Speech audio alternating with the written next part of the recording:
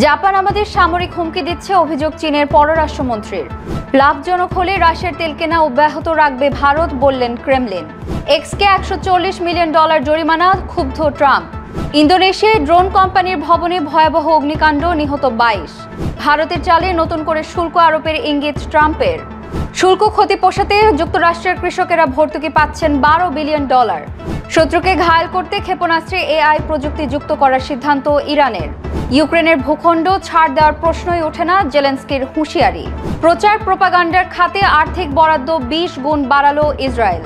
তারহীন স্বয়ংক্রিয় virtual coupling train প্রযুক্তি পরীক্ষায় সফল প্রয়োগ চীনের। রিজার্ভ সংকটে থাকা পাকিস্তানকে আরও $120 কোটি ঋণ দিচ্ছে IMF। UNRW এর সদর দপ্তরে অভিযান, উড়ানো হলো ইসরায়েলি পতাকা। রিয়াদ দোহাকে সংযুক্ত করতে উচ্চগতির রেল চালু করছে সৌদি কাতার। জাপানি ভূমিকম্পে আহত 30, বিদ্যুৎ বিচ্ছিন্ন 2000 ঘরবাড়ি। দেখছিলেন টাইমস ইন্টারন্যাশনাল সংবাদ শিরোনাম, সঙ্গে আমি নুসরাত জাহান। এবার বিস্তারিত। জাপান চীনকে সামরিকভাবে হুমকি দিচ্ছে, যা সম্পূর্ণরূপে অগ্রহণযোগ্য, এমন মন্তব্য করলেন চীনা পররাষ্ট্রমন্ত্রী ওয়াং ই। তিনি বলেন, জাপানের বর্তমান নেতা তাইওয়ান প্রশ্নকে কাজে লাগানোর চেষ্টা করেছেন। এই অঞ্চলটি জাপান অর্ধ শতাব্দী ধরে উপনিবেশ করে রেখেছিল। চীনা জনগণের বিরুদ্ধে অসংখ্য অপরাধ করেছে, যাতে চীনকে সামরিকভাবে হুমকি দেওয়া যায় এবং সমস্যা তৈরি করা যায়। সম্প্রতি চীনা যুদ্ধবিমানগুলো তাদের রাডারকে জাপানি সামরিক বিমানের দিকে লক্ষ্য করেছে। জাপানের এমন দাবি করার পর এই মন্তব্য করেন চীনা পররাষ্ট্রমন্ত্রী।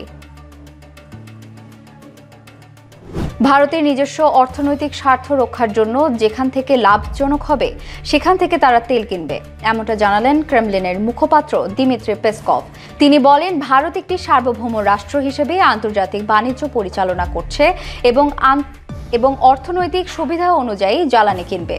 ক্রেমলিনের মতে, ভারতীয় অংশীদাররা তাদের স্বার্থ রক্ষার নীতি অব্যাহত রাখবেন। এই মন্তব্য এসেছে এমন সময়ে যখন যুক্তরাষ্ট্র ভারতের ওপর শুল্ক বাড়িয়েছে। রাশিয়ার তেল কেনাকে ইউক্রেন যুদ্ধের সমর্থন হিসেবে দেখার কারণে পাশাপাশি গত সপ্তাহে ভারতকে নিরবিচ্ছিন্ন জ্বালানি সরবরাহের প্রস্তাব দিয়েছেন রাশিয়ার প্রেসিডেন্ট ভ্লাদিমির পুতিন। ইলন মাস্কের মালিকানাধীন এক্সকে ইউরোপীয় ইউনিয়ন $140 মিলিয়ন জরিমানা করেছে, যা মার্কিন প্রেসিডেন্ট ডোনাল্ড ট্রাম্প জঘন্য সিদ্ধান্ত বলে সমালোচনা করেছেন। তিনি বলেন, ইউরোপ ভুল পথে হাঁটছে, পাশাপাশি ইউরোপকে সতর্ক থাকতে হবে বলেও উল্লেখ করেন তিনি। এদিকে জরিমানা নিয়ে ক্ষোভ প্রকাশ করেছেন মাস্ক নিজেও। ইউরোপীয় কমিশনের পোস্টের নিচে তিনি লেখেন, নিতান্তই বাজে কথা। একই সঙ্গে বাক স্বাধীনতাকে গণতন্ত্রের ভিত্তি হিসেবে উল্লেখ করে মাস্ক লেখেন, আপনি কার জন্য ভোট দিচ্ছেন তা জানার একমাত্র উপায় এটাই। ইন্দোনেশিয়ার রাজধানী জাকার্তায় ড্রোন উৎপাদন ভিত্তিক একটি ভবনে ভয়াবহ অগ্নিকাণ্ডে অন্তত 22 জনের মৃত্যু হয়েছে। নিহতদের মধ্যে 7 জন পুরুষ ও 15 জন নারী ও একজন গর্ভবতী নারী রয়েছেন। প্রাথমিকভাবে ধারণা করা হচ্ছে, প্রথম তলায় সংরক্ষিত ড্রোন ব্যাটারিতে শর্ট সার্কিটের কারণে আগুনের সূত্রপাত ঘটে। মুহূর্তের মধ্যে আগুন ছড়িয়ে পুরো ভবন জুড়ে ধ্বংসের সৃষ্টি করে। ফায়ার সার্ভিসের 29টি ফায়ার ট্রাক ও শতাধিক কর্মী 3 ঘন্টার প্রচেষ্টায় আগুন নিয়ন্ত্রণে আনে।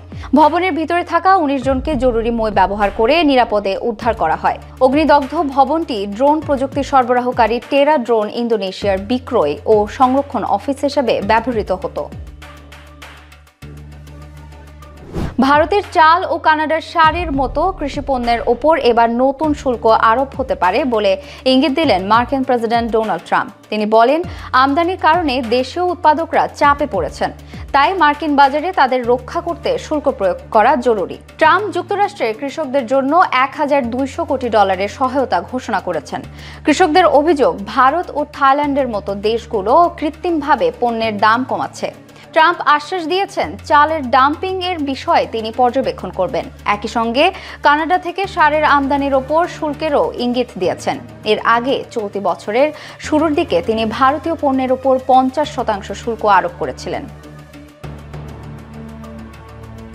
কৃষি আমদানির ওপর নতুন শুল্ক আরোপের পাশাপাশি মার্কিন কৃষকদের জন্য $12 বিলিয়ন ভর্তুকিও রেখেছেন মার্কিন প্রেসিডেন্ট ডোনাল্ড ট্রাম্প। তিনি জানান, শুল্ক আয় থেকে এই $12 বিলিয়ন তহবিলে অর্থের যোগান দেওয়া হবে। কৃষকদের জন্য ব্রিজ পেমেন্ট হিসেবে $11 বিলিয়ন এককালীন দেওয়া হবে। বাকিটা পরবর্তীতে ফসল অনুযায়ী বরাদ্দ করা হবে। ট্রাম্প বলেন এটি কৃষকদের ফসল বাজারে আনা ও আগামী বছরের প্রস্তুতিতে সহায়তা করবে। চীন ও অন্যান্য দেশের সঙ্গে বাণিজ্য বিরোধ ও শুল্ক প্রক্রিয়ার ক্ষতিপূরণে এই তহবিল প্রয়োজন বলে মনে করেন মার্কিন প্রেসিডেন্ট। ক্ষেপণাস্ত্রে স্টেলথ ও এআই প্রযুক্তির যুক্ত করার ওপর বিশেষ গুরুত্ব দিচ্ছে ইরান। শত্রুপক্ষের প্রতিরক্ষা বলয় ভেদ করতে এই পদক্ষেপ নেওয়া হবে, এমনটা জানিয়েছে IRGC প্রধান মেজর জেনারেল মোহাম্মদ পাকপৌরভ। তিনি জানান অত্যাধুনিক প্রযুক্তির ব্যবহার যুদ্ধক্ষেত্রে স্পষ্ট ব্যবধান তৈরি করতে পারে এবং গোয়েন্দা তথ্য সংগ্রহ, নজরদারি ও সরাসরি হামলায় এখন সংঘাতে জয়ী হওয়ার মূল চাবিকাঠি। তিনি জুনের ইসরায়েল ইরান যুদ্ধের অভিজ্ঞতার কথা তুলে ধরে বলেন ইরানের ক্ষেপণাস্ত্র হামলার মুখে বিদেশি শত্রুরা পরাজিত হয়ে যুদ্ধবিরতির অনুরোধ জানায়। পাকপৌরির দাবি ইরানের সক্ষমতা এখন শত্রুরা ভালোভাবেই জানে এবং আগ্রাসনে গেলে আরও কঠোর জবাব পাবে। যুক্তরাষ্ট্রের কাছে নতুন করে সংশোধিত শান্তি পরিকল্পনা জমা দেওয়ার প্রস্তুতি নিচ্ছে ইউক্রেন। দেশটির প্রেসিডেন্ট ভলোদিমির জেলেনস্কি দৃঢ়ভাবে জানান রাশিয়ার কাছে কোনো ভূখণ্ড ছাড় দেওয়া হবে না। তিনি বলেন আইনের, সংবিধানের ও আন্তর্জাতিক আইনের মধ্যে এমন অনুমতি নেই এবং নৈতিকভাবেও এটি সম্ভব নয়। সীমান্ত পরিবর্তনের সিদ্ধান্ত হলে জনগণের গণভোট আবশ্যক। ইউরোপের সফরে জেলেনস্কি ব্রাসেলসের ন্যাটো মহাসচিব ও ইউরোপীয় কমিশনের প্রধানের সঙ্গে বৈঠক করেছেন। পাশাপাশি ইতালির প্রধানমন্ত্রী সহ অন্যান্য নেতাদের সঙ্গে আলোচনায় অংশ নেবেন, যাতে শান্তি চুক্তির জন্য আন্তর্জাতিক সামরিক সহায়তা জোট গঠন করা যায়।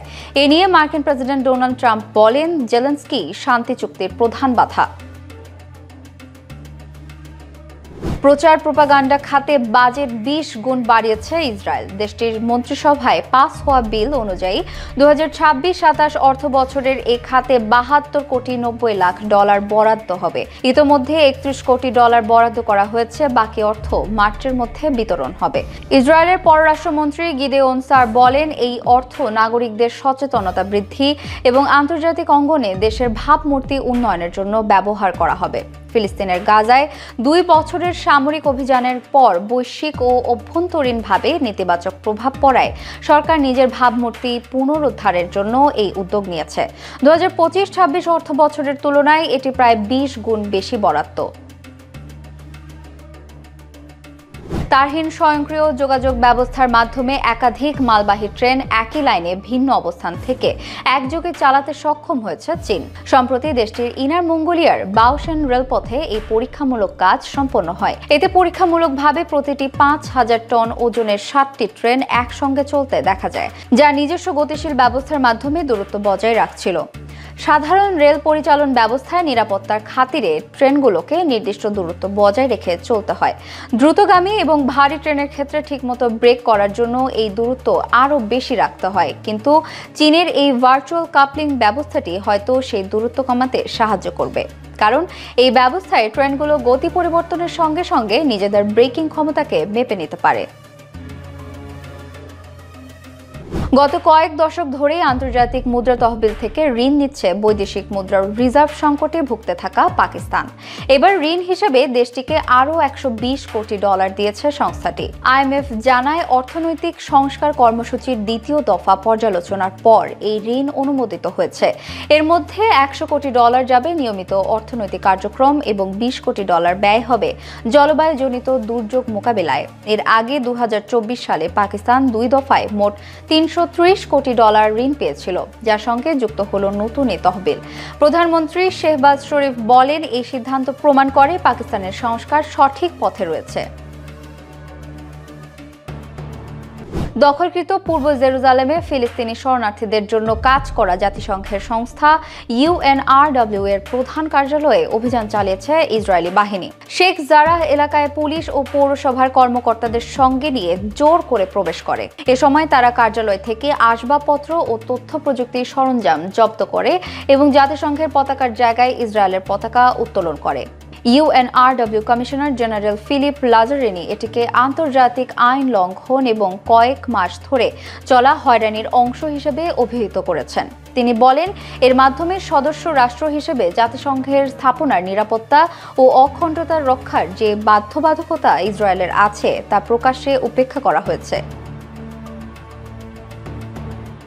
সৌদি আরবের রাজধানী রিয়াদ এবং কাতারের রাজধানী দোহাকে সংযুক্ত করতে উচ্চগতির রেল যোগাযোগ স্থাপন করছে মধ্যপ্রাচ্যের উপসাগরীয় অঞ্চল দুই প্রতিবেশী দল। ইতোমধ্যে এ বিষয়ে চুক্তি স্বাক্ষর করেছেন Saudi crown prince Mohammed bin Salman এবং কাতারের আমির Sheikh Tamim bin Hamad Al Thani. প্রস্তাবিত রেলের সর্বোচ্চ গতি ঘন্টায় 300 কিলোমিটার, যা রিয়াদ দোহা যাত্রা মাত্র 2 ঘন্টায় সম্পন্ন করবে। এছাড়া আকাশপথেও রিয়াদ ও দোহার মধ্যকার দূরত্ব হবে 90 মিনিটের। রেল নেটওয়ার্কটি স্থাপন ও চালু হতে সময় লাগবে 6 বছর। পরবর্তীতে আল হফুফ ও দাম্মাম শহরও যুক্ত হবে এই রেল যোগাযোগে। এটি চালু হলে প্রতি বছর অন্তত 10 লাখ যাত্রী উপকৃত হবেন। জাপানের 7.5 মাত্রার শক্তিশালী ভূমিকম্পে কমপক্ষে 30 জন আহত হয়েছেন। পাশাপাশি এর প্রভাবে 2000-এর বেশি ঘরবাড়ি বিদ্যুৎ সংযোগ থেকে বিচ্ছিন্ন হয়েছে। দেশটির উত্তরাঞ্চলীয় দ্বীপ হনশুর আওমরি জেলার উপকূল থেকে 80 কিলোমিটার দূরে এবং সাগরের তলদেশের 50 কিলোমিটার গভীরে ভূমিকম্পের উৎপত্তি স্থল ছিল। ভূমিকম্পের প্রভাবে প্রথমে সুনামি সতর্কতা জারি করা হলেও পরে তা প্রত্যাহার করা হয়। ভূতত্ত্ববিদরা নিকট ভবিষ্যতে আরও ভূমিকম্পের সম্ভাবনার সতর্কতা জারি করেছেন। এদিকে ভূমিকম্প ও সুনামি সতর্কতা জারি হওয়ার পর উদ্ধারকারী বাহিনী তাৎক্ষণিকভাবে প্রায় 70,000 বাসিন্দাকে নিরাপদ স্থানে সরিয়ে এনেছেন। এই ছিল আজকের টাইমস ইন্টারন্যাশনাল। 10 মিনিটে সারা বিশ্বের সর্বশেষ খবর পেতে সাবস্ক্রাইব ও ফলো করে বাংলাদেশ টাইমসের সঙ্গেই থাকুন।